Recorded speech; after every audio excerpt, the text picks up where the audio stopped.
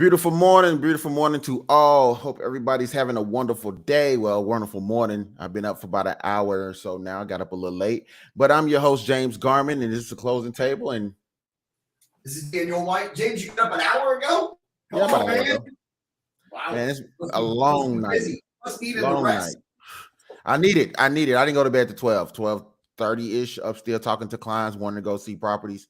Didn't happen. So, man, but that's what I like, though. I like that push, man, that pushing me out, to that next level of having to stay up late but get up early. It's that late night, early morning riser type ordeal. But what about yourself, man? You get some good rest?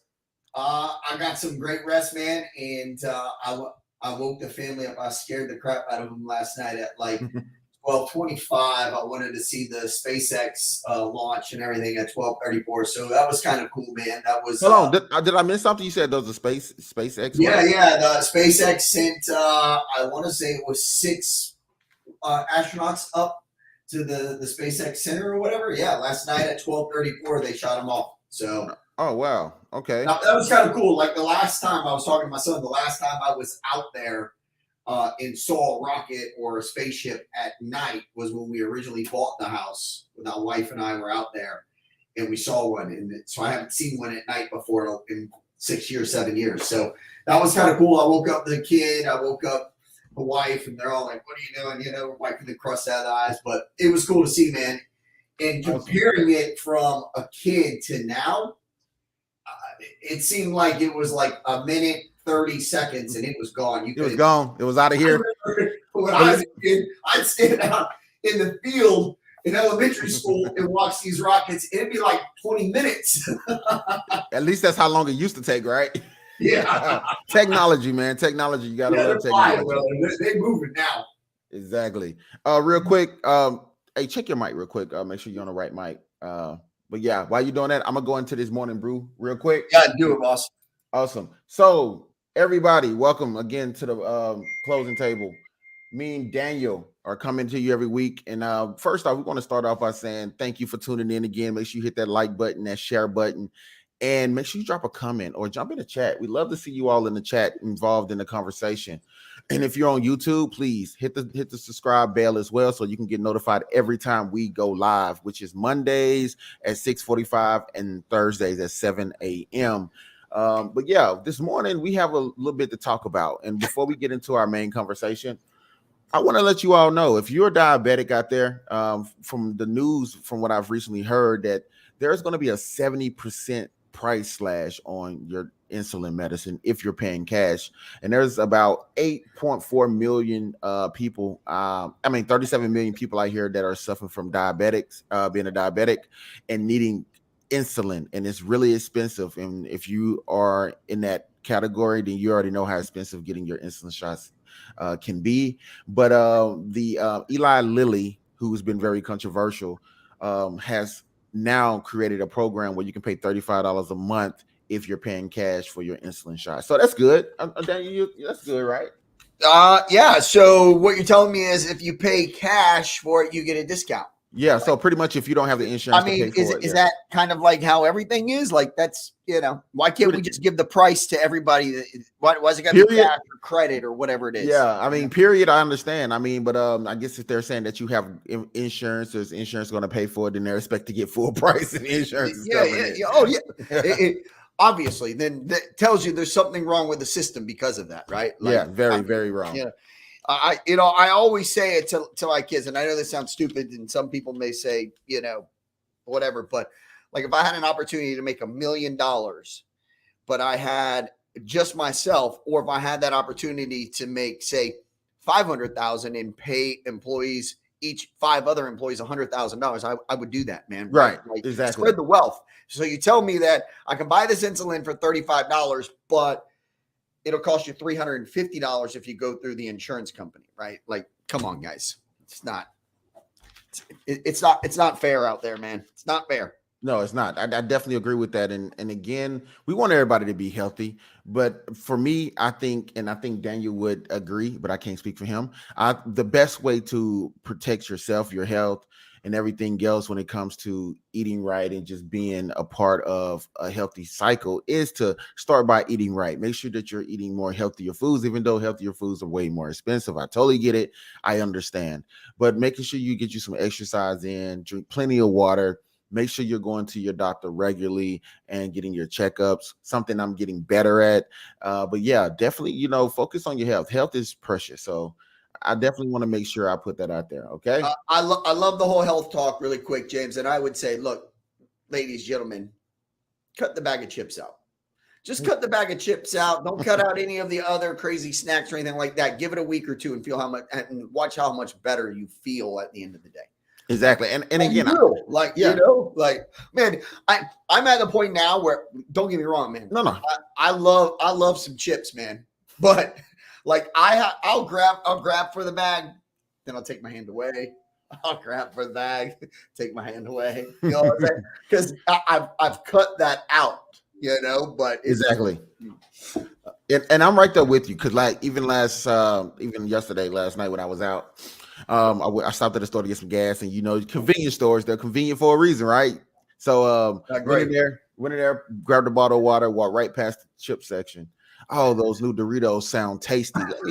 All I can hear is the white voice. You're on carb cutting, you're on keto. So I'm literally no Doritos for me. So I'm proud that I have that little voice in my head now to tell me, that's not what we're supposed to be doing. So that's what drinking the water, going to the gym does to you, man. Like it does.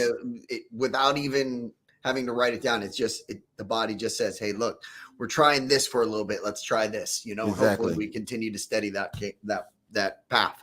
So and for all you out there, if you want to jump on this health path with us, feel free. Again, that's not something we'll force down your throat, but I must say it does feel a lot better being healthy.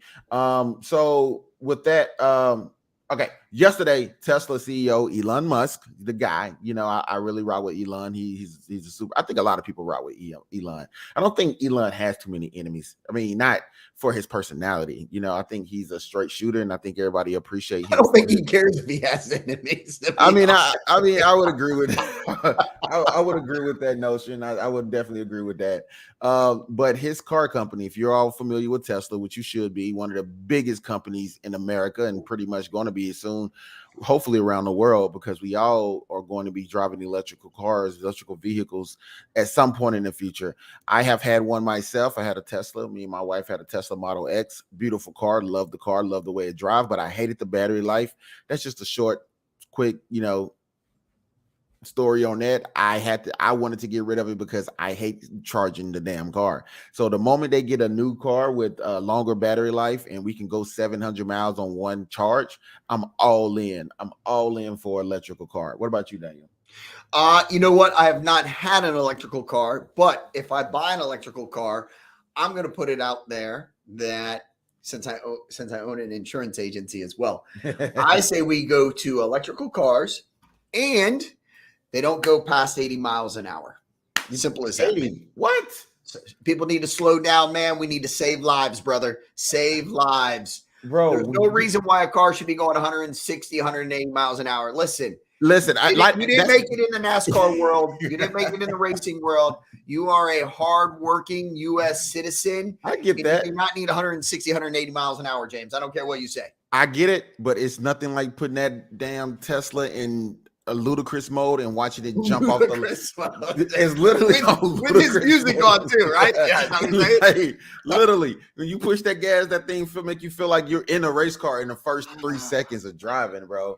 But so I agree. We don't need that. Perfect for a 17-year-old. Perfect, man. No, not perfect for us. I do not want any 17-year-old driving in ludicrous mode in any car. I'm sorry, not happening.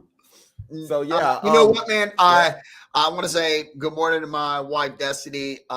Your lovely wife may be onto something about an alien, but I will say this: last night when the SpaceX was going off, and I was sitting there and I was watching it for the minute and 30 seconds that it lasted, I was saying to myself, "This guy, as crazy as some people think he is, and the extravagant things that he does, man, you have to be impressed with his drive and his motivation and his no nonsense, ready to go. Here you go. This is what I'm going to do.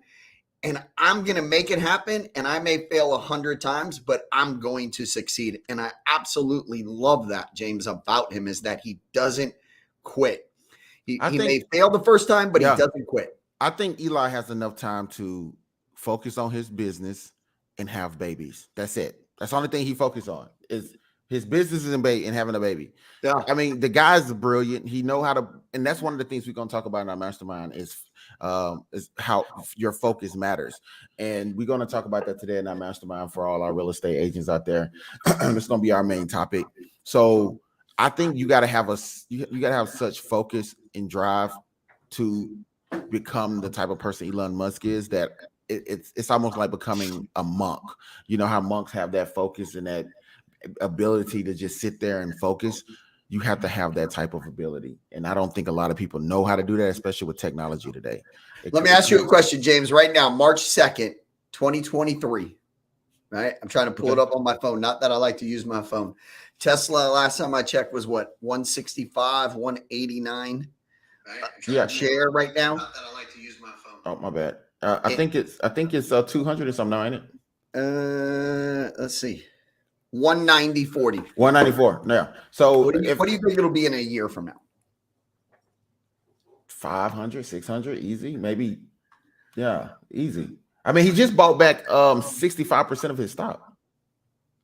He just bought because he knows where it's going. Yeah, he's not, and if he's not smart, he's got some smart people around him. I think probably around $400 or so, I think, is where we see that in a year. But even with all the reset that's happening, because that's what we call it on this show is reset, right? And everything else going on, he just continues to move forward and impress. I think he's coming out with a truck, right, for $35,000, $40,000. So, well, the Cybertruck will be released at the end of this year. We've been waiting on the Cybertruck for about 2.5 years now. A lot of people, what they call it, pre-ordered it, and they've been waiting on this truck for about 2.5 years. Right now, what he says is that now his engineers are working on making vehicles assembly costs 50% less, which means he's adding robots to build these cars, like less humans, more robots, and he's building a robot company. Like, I guess that's where I could say he's building a company full of robots that's going to be building these cars. I think I've seen the movie. I think Will Smith was in the movie. Oh, really? iRobot? I can't wait for that time in the future, bro. I'm just one of those type of people. I'm ready for the next level of technology to hit. I'm talking about a big wave of technology. I know a lot of people get scared of technology, but I'm not one of those people, unfortunately. So. I've really seen that movie. Now I can see it, James. You're going to be this old guy. You're going to be in your house. Your kids are going to be in like, what? You bought a robot, Dad? I bought a robot, yes. Yes, I want robots. Goal is to work smarter, not harder. All right. Yeah. So with that being said, with the world where it's at right now, we're going to talk about some of the key things you may want to focus on when it comes to staying sustainable in this market. And again, just like we was talking about Elon Musk and Tesla, if you invested in Tesla at the end of last year, beginning of this year, then you've probably made a shitload of money. It was a great opportunity to buy in. Unfortunately, myself, I did not buy in. I'm not focused on stocks right now. I'm focused on investing in myself, which is totally fine. There's a lot of times you're going to see plays and you're going to have opportunities to invest in something. You may miss that, but it's always an opportunity to make more money in this world. So don't think just because you missed the opportunity. Dang, I'm sorry, I'm getting feedback from you. No, you're good, bud. No, I'm hearing myself. You should have, boss. Okay. But yeah, if you missed out on the opportunity, don't worry. You'll have plenty of opportunities to invest in other people, other companies, and get where you need to be, when it comes to investing your money. But I don't think if you are new into investing, you should be investing on your own. You should definitely look into having someone invest for you. a hedge fund, some type of company. But if you know what you're doing, if you feel confident enough to invest in yourself, whether it's building your own business or putting your money into another company like Walmart or something like what kind of stocks you call those? Your everyday stocks, Daniel, where you got like your tissue companies, your Charmins and your Clorox, things that you're going to always be here. It's okay to invest in those things because people are going to always need those type of items. So I think right now where we are in our economy, my thing is we should really be holding off on spending a lot of money. Not saying save money either. I know it sounds kind of redundant or kind of like hypocritical to say, how do I not spend, but I don't save? Well, it's called investing, and you have to make smart investments in this economy and where we headed for the next 18 to 24 months. James, I agree. I want to go back to the beginning of that there. The most important thing about investing is investing in yourself. Yep. Right? Like you said it. Like right now, your biggest thing, and I can see it on a day-to-day grind for you, is that you are investing in yourself. Every day. Every day. So if you're not taking that opportunity to put whatever you feel like is going to take you to that next level first, then I'm gonna say that you're probably going to be dependent on somebody else to make you rich. And there's never a time or an age in your life where you can't figure something out and figure how to invest in yourself. If you're tired of working the 9 to 5 and you're tired of doing, there's always an opportunity to become a self-employed person. But self-employment is just like you're still working, but you're not working under someone, you don't have a boss. But a self-employed person has a lot of opportunity right now to make a lot of money. There's a lot of different industries where you can go into self-employment. If you're tech savvy, you can get into blogging, you can get into doing social media content. There's a lot of AI components out there that help you make these jobs easier. Chat GPT, I know you probably heard about that. A lot of people are using Chat GPT to pretty much create blogs and write things for them, do certain items. It's kind of expensive now, but overall there's a lot of opportunities in the tech world where you can make a lot of money sitting at home behind your desk without ever talking to anyone. So take these things into consideration because overall, money is going to be very hard to come by at some point. We're going into a part of our life where like I think me and Daniel talked about this maybe a month or so back, where it used to cost 175,000 to raise your kid to 18. Now it's costing what, 325K. I think that's Yeah, I think we did. Yep. Yeah, so. It's expensive. It's only getting more expensive, right? And I think it's going to get even worse in the next few months for a lot of people because these kids, I think they want more than they're actually willing to work for. And they think their parents are made out of gold because they watch all these TikTok videos and they see their parents doing this for their kids and doing that for their kids. But I think overall, these kids have a different spoiled mentality than we grew up with. I think you're right. And again, you know what? It's not the kids just to blame, right? No, It's the parenting as well, right? Like, because we as parents, sometimes we get lazy as well. We're like, okay, just go. I don't want to be bothered. Just go watch your phone. And I'm segueing into that, right? Simply because we're talking about business and working and growing your business, growing yourself as an individual, all of that stuff, right? And so sometimes we get caught up in this pattern where we work, come home, and we're not really in the conversation with our kids or our wife or our daughter or our partners, whatever it may be. And so we have somewhat to blame on why our kids are the way that they are as well. They probably have taken it and rode with it with all the YouTube and all the social media accounts and everything. So we as parents also have to recognize when we are doing something wrong. And, if you're always pushing your kid off to go and play their tablet or go do this, that's not going to end well, for the younger generation to come. I totally agree. Again, if parents don't take responsibility for the role that they played in this, then we're just, like you said, we're just going to keep passing this toxic parenting down to the next generation of newcomers.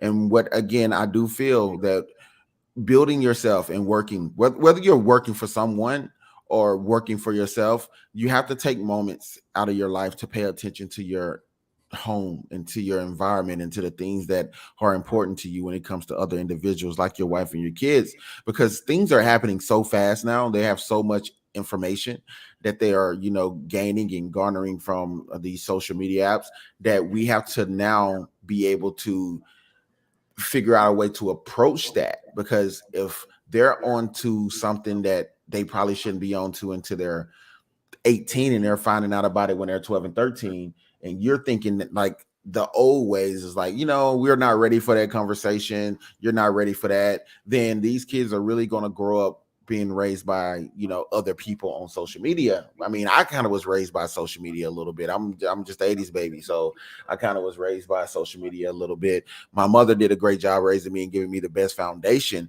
but overall I think how the internet kind of came in, it taught me a lot. I don't think it taught me a lot that I don't think my parents could even probably taught me at that time.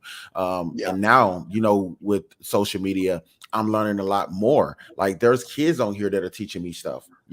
These kids are really teaching me stuff like about finances, because they're sitting here watching these finance gurus. And I'm like, oh hell, like especially these little TikTok shorts and these Facebook reels. I come across a Facebook reel that is like, how the hell that? You're like 18 years old. Like, I know you're just, taking it, repeating it, and, just regurgitating it, but it sounds so good. I have to go and research a lot of the stuff that I come across. So yeah. Yep. No, absolutely, man. It's funny watching those videos because you do get caught up in it, right? And like then you can realize it's like, oh yeah, I've been watching this for 45 minutes. Yeah. You're like, okay, I gotta set this phone down. I gotta put the phone down. And I hate that about social media as well, because it's like it knows what to show me. Especially I'm in business. I like listening to business, podcasts and financial podcasts. So it catches me in those moments where I've just searched something on YouTube that I wanted to watch, and then I just go click on a Facebook notification. But before it takes me to my notification, it shows me a reel about what I just watched on YouTube to lock me in. And again, social media is a great way to learn. If you're not looking at these reels, and I'm not talking about the ones that are the dancing TikToks, but even those, if you take the dancing TikToks and reels, these women make a lot of money dancing on these reels. Like Facebook and Instagram pay really well. And I'm not saying you should have to do it, but if you find yourself wanting to do it, just do it. Like just do it. Just do it.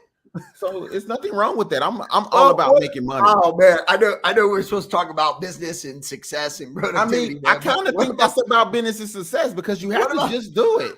You have to just the guy that was eating meat, like raw meat, like it's just like, oh yeah.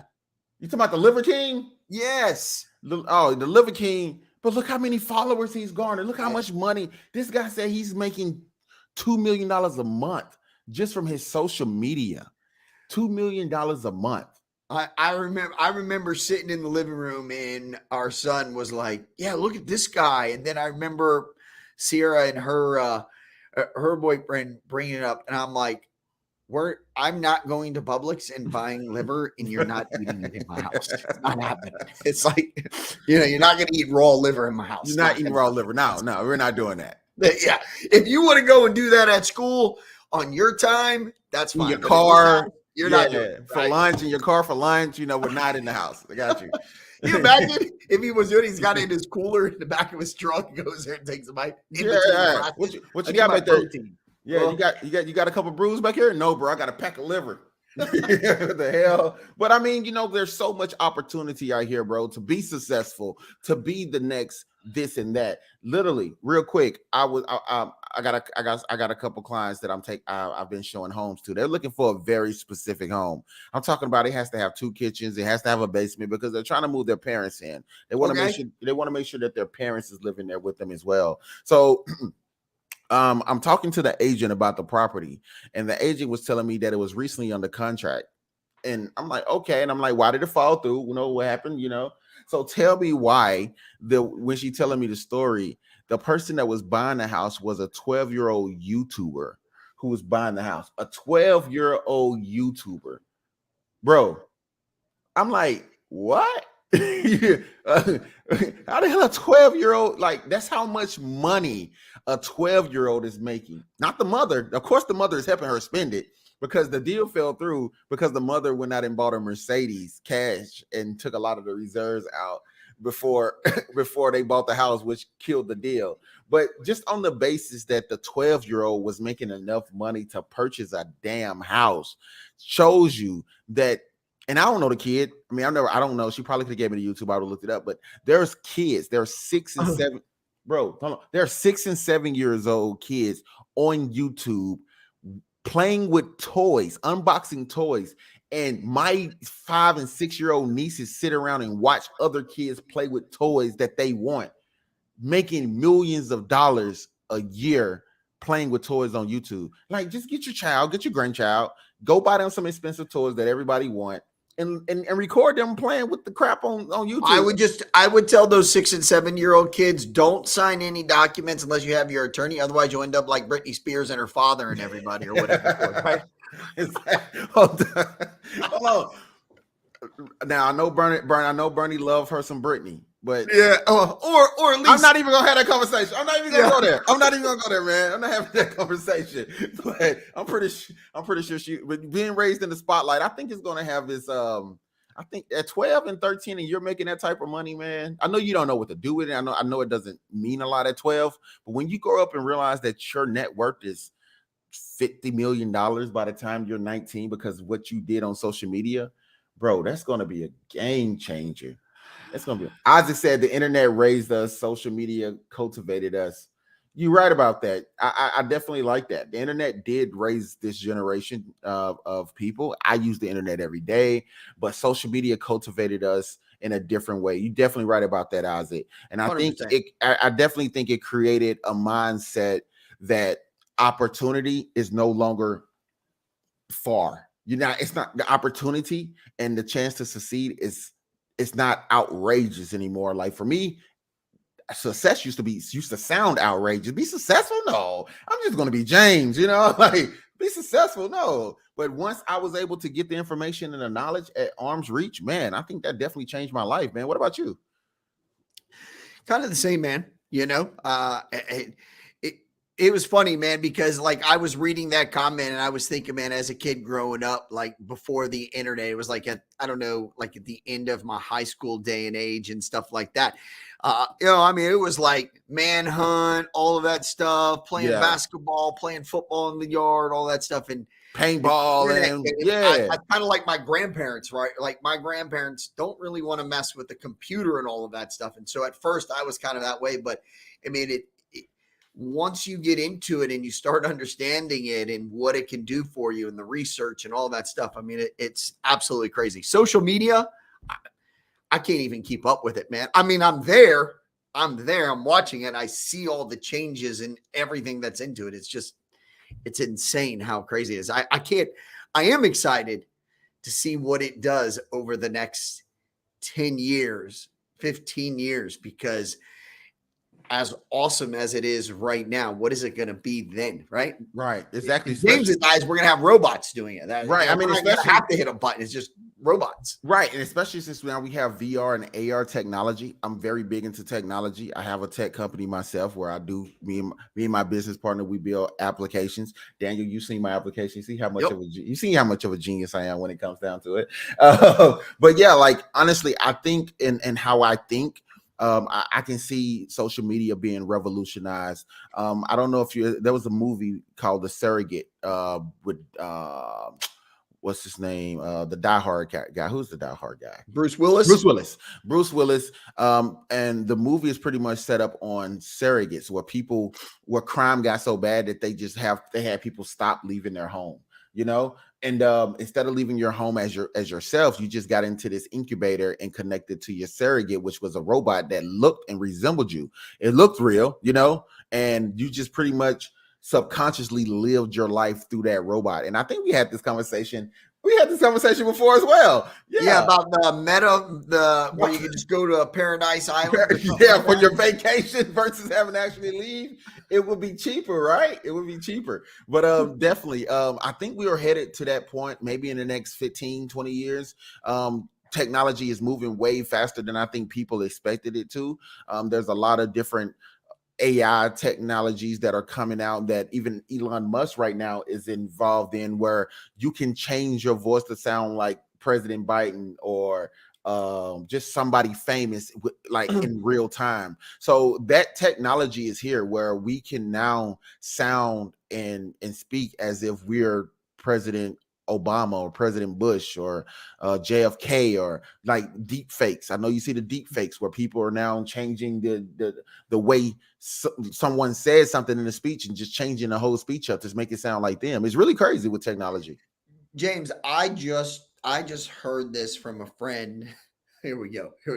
I just heard this from a good friend where one of his friends were getting his teeth redone. They pulled all of his teeth out, did everything, and they asked him, whose smile do you want? And the wife said Brad Pitt. Wow. So his teeth now resemble Brad Pitt's teeth. That is crazy. His smile resembles that. That's some crazy shit. That is really crazy. And again, I'm not big on plastic surgeries or enhancements. I mean, you do what you want. I'm not big on getting your face changed, and I don't want people walking around here looking like, Nicolas Cage. But I mean, I was thinking. But I don't know, man. It's just the first thing that came to my head. But I'm not against the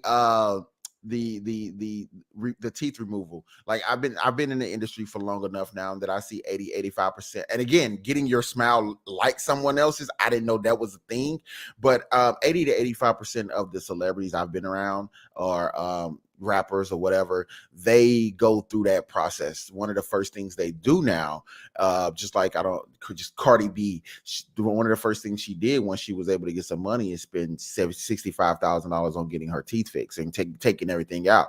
Now, I don't have the prettiest smile, but I know I'm really a beautiful person. I think I'm a good looking guy, but I do see myself getting all of these damn things pulled and replaced. I don't know if I'm gonna go with the Brad Pitt look, but I'm just saying, I think at some point we all want to make sure we keep our teeth nice and pristine, So yep. I don't want to wait till I'm 65 to have to do it. 70. I mean, why not go ahead and do it when you're 40? And by the time you're 50, 60, they're not falling out because they're screwed in at the base. You got to worry about them falling out.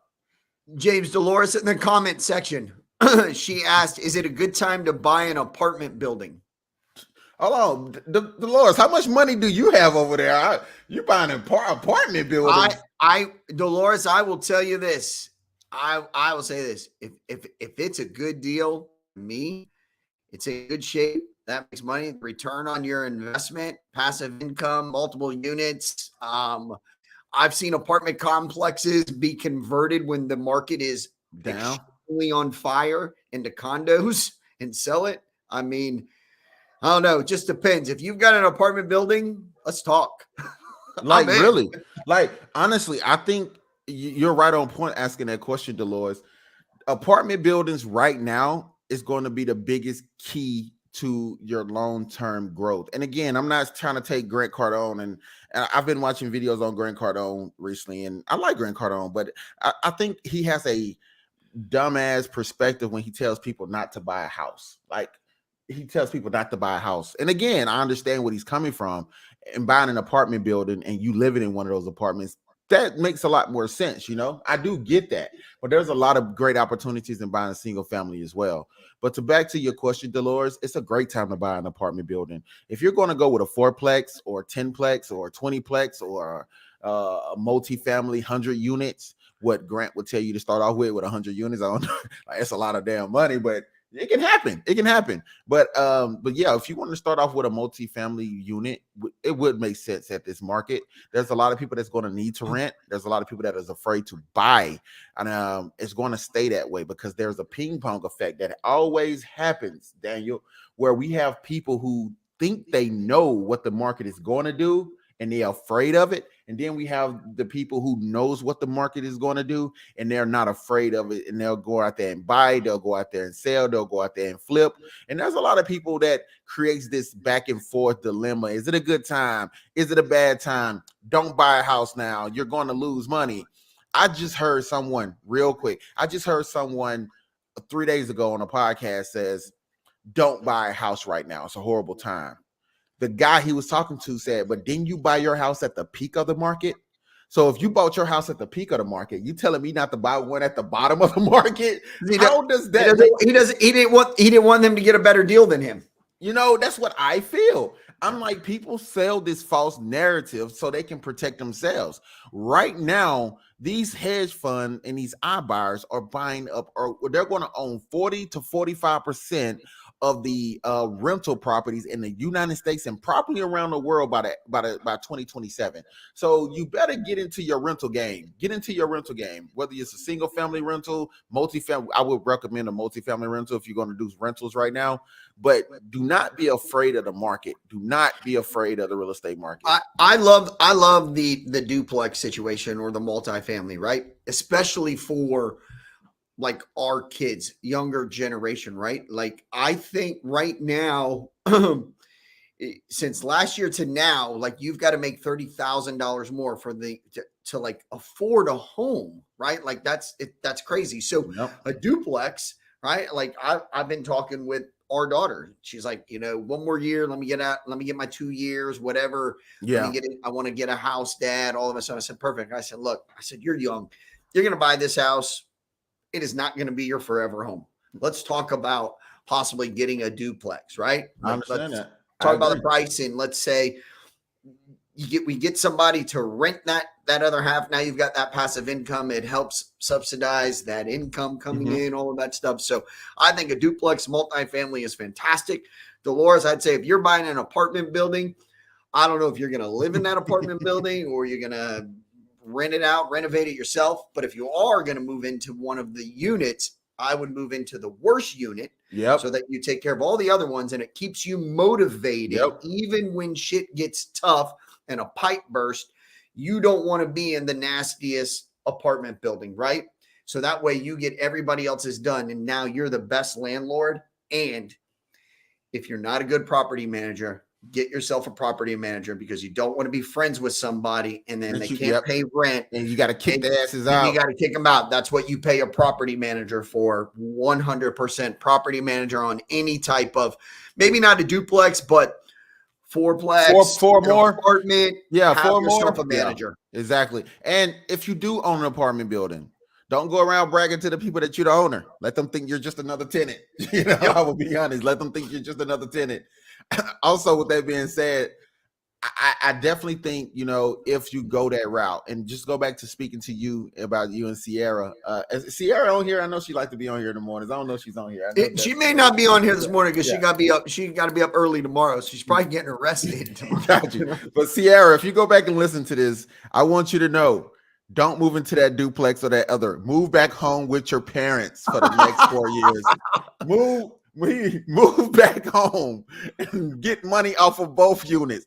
Danny will let you live in your old room again. It's okay. I'm telling you. My wife right now is screaming. She's like, yeah, send her home. Send her home. Yes, babe. Send her Destiny. home. Tell her to come back home. We're saving all the money. We're saving all the money. We're making all the money. So yes, I totally agree with keeping your kids at home to their 25, 26, especially if they can be respectful to you and y'all can co-live together as adults. I know it's a little hard sometimes having to see your child grow up and live their best life, but just be respectful. And, I think everything can go accordingly. We all can make the money together. And I think that's the family structure I always want to push. Stop trying to rush out the house. Stay with your parents, yo. Stay with your parents till you're 25, 26 years old. Save your money, build some equity.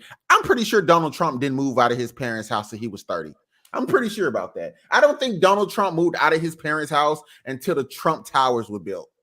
I'm just saying. I think that's when he left home. So I'm pretty sure you're right on that as well. But he probably had 30 houses in New York. So yeah, he probably had places he could go.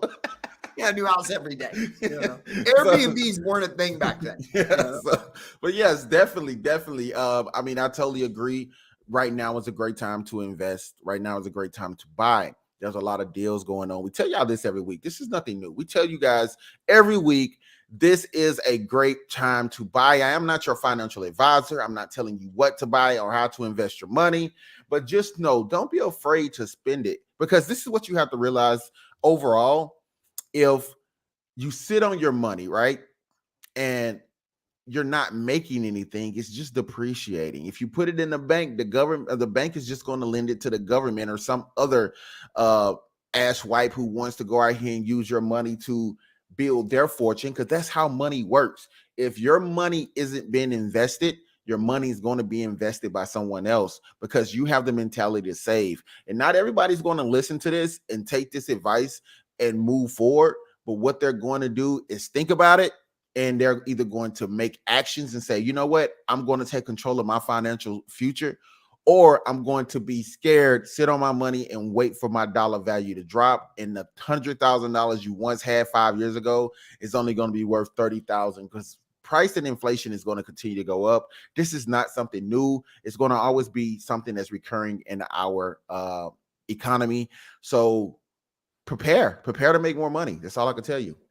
James, if you're sitting here listening, anyone out there right now, right, and you went through 2000, you went through 2008, 2013, 14, whatever it was, and now we're here.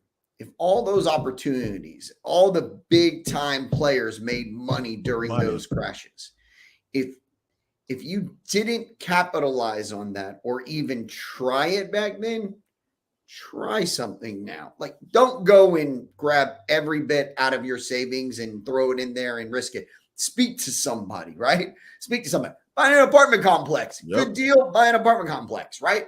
Even if you break even right now, which there's no way that's even possible because rents are so high. I mean, rents are absolutely crazy right now.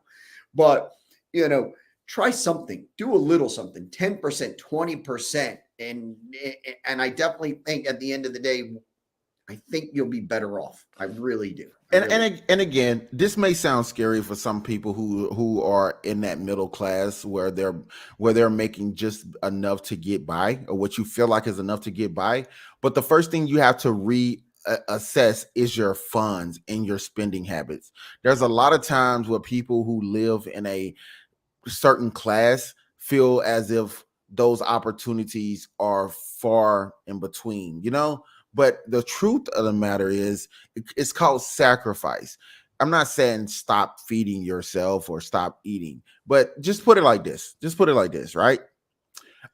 And this is not to be mean, but I've seen homeless people with animals, with dogs, like pets. It's mind-blowing, because you're asking me for food or money for food, but you also have a dog that's hungry. So I'm feeding you and the dog. I think the best example is to make sure that dog has a home or has a place to go where they can eat, so you can focus on yourself. So if it's hard for you to feed yourself, you shouldn't have animals and pets, because pet food is not cheap. Pet food is not cheap. I'm being honest. Like, I love my dog, but if I could barely feed myself, I wouldn't want my dog starving with me. That's what I'm saying. I wouldn't want my animal to starve with me. I love my dog too much. I would take him somewhere or sell him and just make sure he or she has a better home. So I'm just saying, cut back on some things that is hard on you and causing you to spend money in places that you really can't afford to. Don't go out shopping and buying new clothes to not go anywhere to make money with those clothes. Don't buy a new car. Me and Daniel talk about multiple times, if you're not going to put it on Turo or go out in Uber or use that vehicle to make you more money, don't do things that aren't going to benefit you. Stop spending money on, and again, these are your habits. If you want to continue to drink and buy your 6-pack and with your check and hang in front of the TV, that's you. But you can't want that and not want to take the extra money you could have and invest in your future and your kids' future or whatnot. So that's all I'm saying. Don't beat me up. I agree with you 100%. On the dog food. The dog food is very expensive, dude. Two English bulldogs, it's like $87 a bag for these. Wow. Dogs. It's crazy. Wow. Unbelievable. $87 a bag. What you buying that fresh cut stuff, right? It's made from Elon Musk's company, probably, or something like that. It got moon dust on it or something. Yeah, it's got moon dust. It's got special rocks in it or something like that. I don't know. Yeah, it's crazy, man. It's unbelievable. That'd be on the specific food. But James, just to touch on what you just said, absolutely. Like you have to change something And I hate saying the middle class, because at the end of the day, we really are the men and women in this country that run this country. Like we're like, in my opinion, we're like the truckers. Like, don't ever mess with the truckers on the road, because that's where our goods and products go, like from port to port. Like, if they went on strike, it's over. So, talk to somebody, write down what you do. I mean, if you have an Uber app on your phone, and yes, I do as well. I mean, how many times have you used it? Right? 3 times a week. If you cut that out to once a week on a special day, you make a sale, you have a closing, you solidified a good deal for your company or something like that, then spoil yourself, right? Yeah. But that's $20. Like, I see it all the time here. I'm like, the restaurant you're going to is right down the street, right? It costs you $10 to have it delivered here. You don't want to just step out for 5 minutes and go and get it. Like, it adds up. And it's on a credit card most of the time, right? DoorDash and Uber Eats is going to be the death of a lot of people's finances, because it's convenient. But I tell you earlier, convenient stores are called convenient for a reason. Everything in a convenience store is twice the price that you could get it from an actual place that you have to go and shop at. So if you're looking for convenience, then you have to make, I think, and again, convenience should be a luxury, but they don't sell it as a luxury, do they? They sell it as an everybody, everyday thing. And it's a driving market. It's a market that has a lot of money moving through it. So why not target everybody? If convenience was a targeted market, then it wouldn't make as much money, because a lot of, let's quote unquote say, rich people or people with a lot of wealth, they don't look for convenience. You know why? Because they are the convenience. They create these things that make and sell you convenience. You don't want to be convenience.